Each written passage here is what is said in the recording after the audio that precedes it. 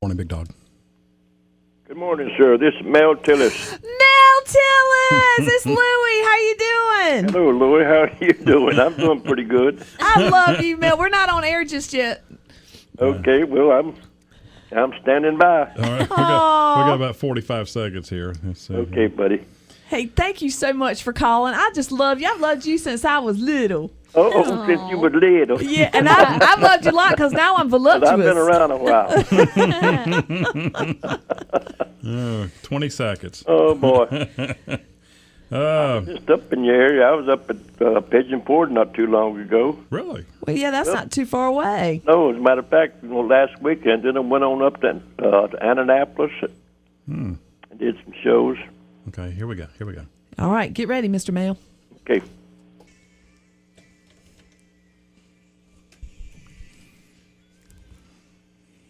That's brand new Carrie Underall's Big Dog 98.5. Why do you always say that? Carrie Underall. She is not Carrie Underall. Because it gets your attention, you know? It's Carrie Okay. Underoos. Yeah, Carrie.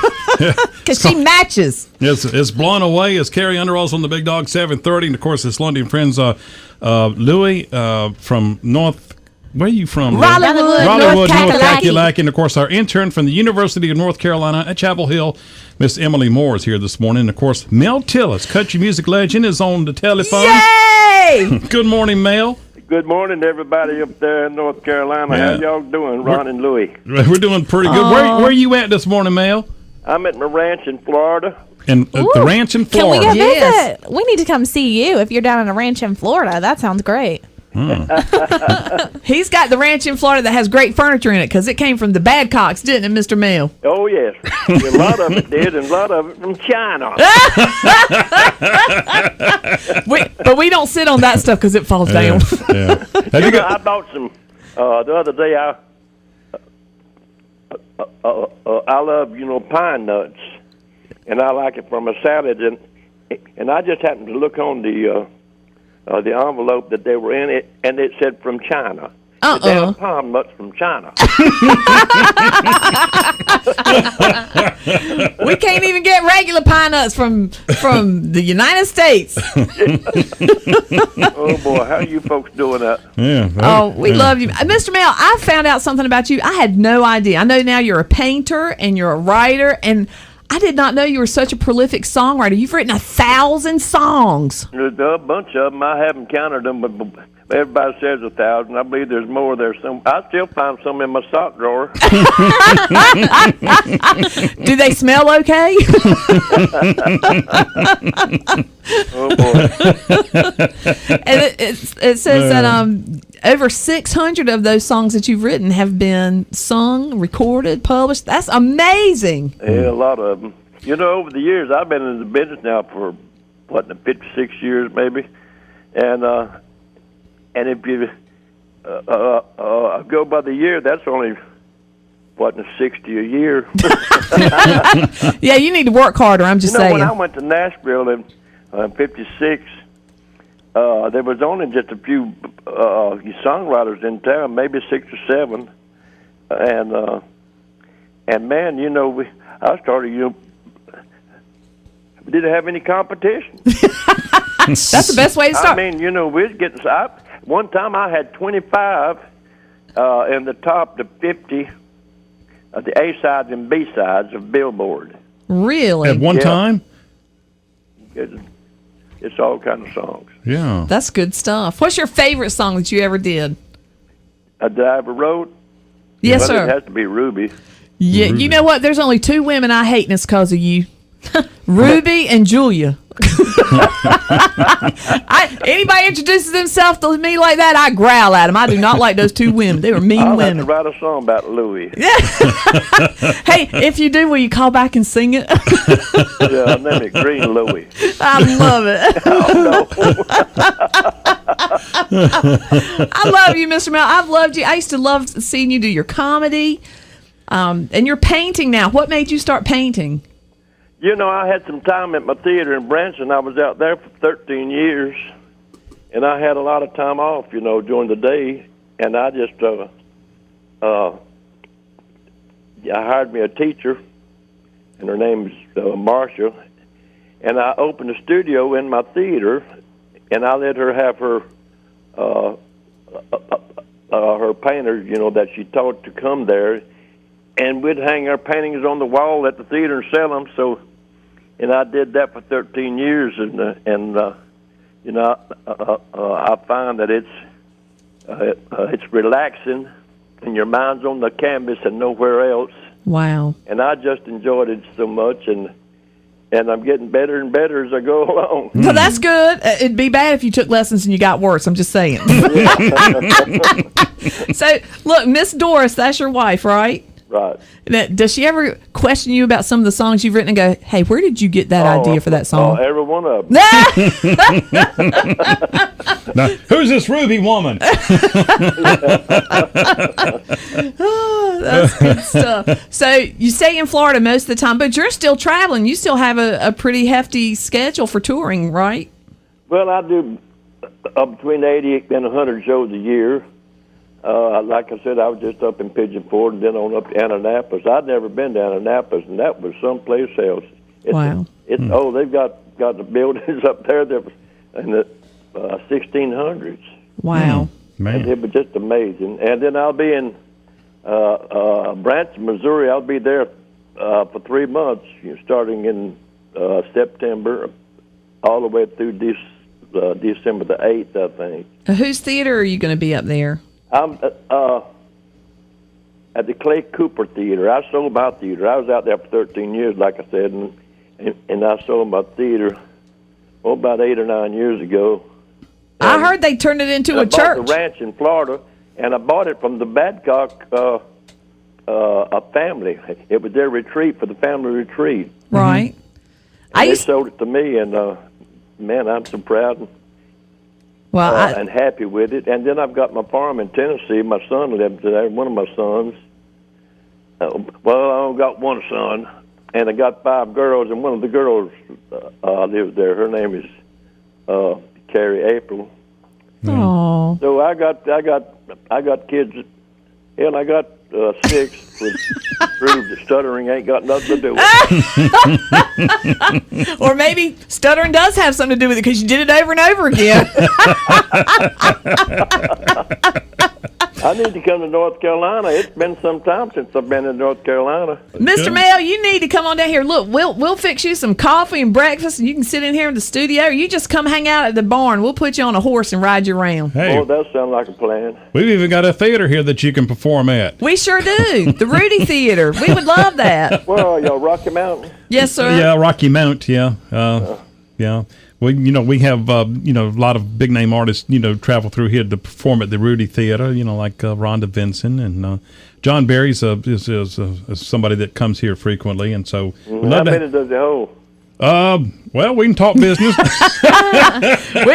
we would, you know what? It would be a totally sold out show. You'd probably have to do 100 shows to get as many as you get in one big venue. I got a big band. The Statesiders have been with me for a while. Yeah. Yeah, they've been with you a long time. I got 2 guys that have been with me for 42 years, and 5 guys for 32 years. Wow. And 2 guys for 15, and 1 guy for a little over a year. So they're pretty well rehearsed. Yeah, I think y'all could get together and put on a show. But you know what? If that's too small, we'll do a warm-up show there, and then we'll do something out in the streets. Yeah. Now, I read here that you were recently awarded the National Medal for the Arts. Congratulations. Boy, that was something else. I had no idea that was going to happen, but I went to Washington, D.C., and the White House, and man, I looked around. I was in good company with Al Pacino. Did you like Al Pacino? He said, "You talk funny." I said, "Well, hell, you do too." Yeah, he does. But I had a wonderful time up there, and man, that was something else. Yeah. Now, is it true that you were? It was 2007 when you were inducted into the Grand Ole Opry, and if that's true, why did it take so long? Well, I was too busy. I was in California. I did 28 Johnny Carson shows. I did every show you can name, and 13 movies. And I was just so busy to come in. You have to do, I think, 26 appearances a year to be a member. Oh, okay. And I was just so busy, I didn't have it. My daughter made it before I did. Yeah. As a matter of fact, she introduced me. Yeah. Did she really? Yes. How great is that? That's Pam Tillis, everybody. Yes. Yeah. Now, have you ever written any songs for Pam? You know, she did a whole album of my songs called "It's All." It's all relevant. Because it is all relevant. Yeah, all relevant. And hard over mine, she did that, and I didn't even hardly recognize. She slowed it real down, real slow, and man, it was a whole different song. Really? It was, yeah. Pam's a good writer too. Now, I'm reading a list of all the artists that you've written songs for. Now, I'm just curious, did you ever write anything for Kitty Wells, who just passed away earlier this week? Oh, yes. She had a big hit on one of my songs, All the Time. Yeah. Jack Green recorded that song, too. It was his biggest seller. Is that Wow. right? Yeah. All the time. Just darling all the time. Yeah. Now, of course, you said a minute ago that Ruby, Don't Take Your Love to Town, performed by Kenny Rogers. I guess it was the first edition back when it was recorded originally, or was it Kenny Rogers and the first edition? I forget. How did that work anyway? Well, I wrote the song, and I had to leave and go to England and do a show over there. And I was to be over in England and Germany and Ireland for 3 weeks. And I told my publisher at the time, I said, now don't y'all pitch this until I get back. I said, I may want to record it.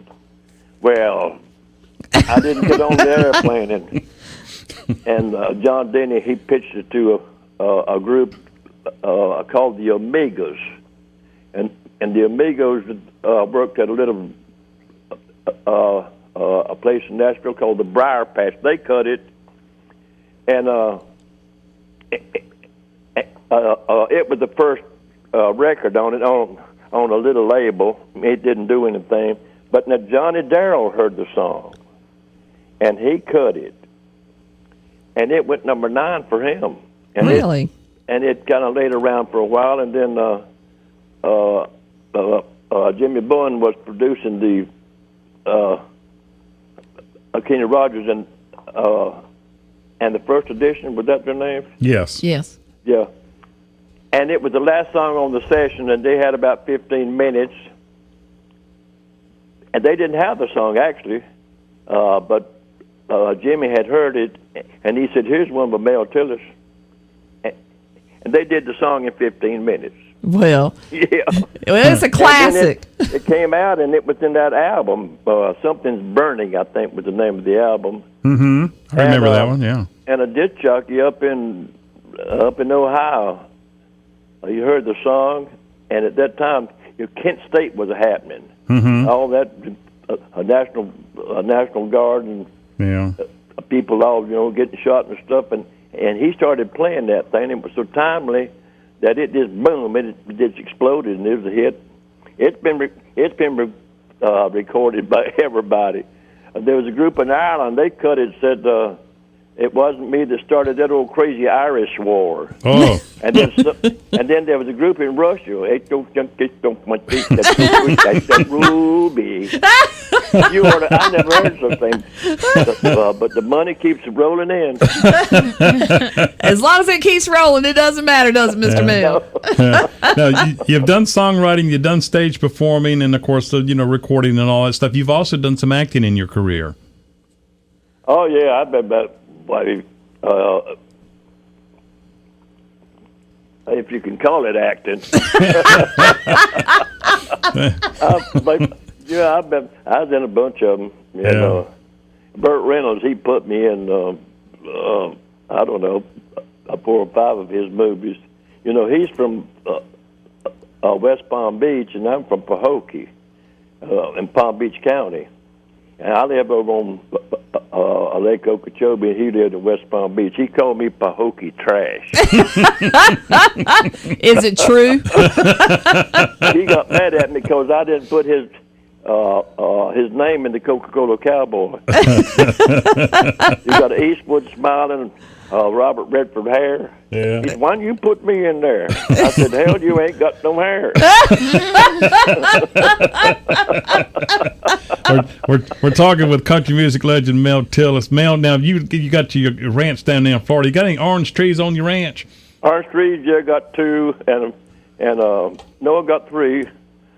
I got two lime trees, and I had a couple of peach trees, but they didn't do nothing. So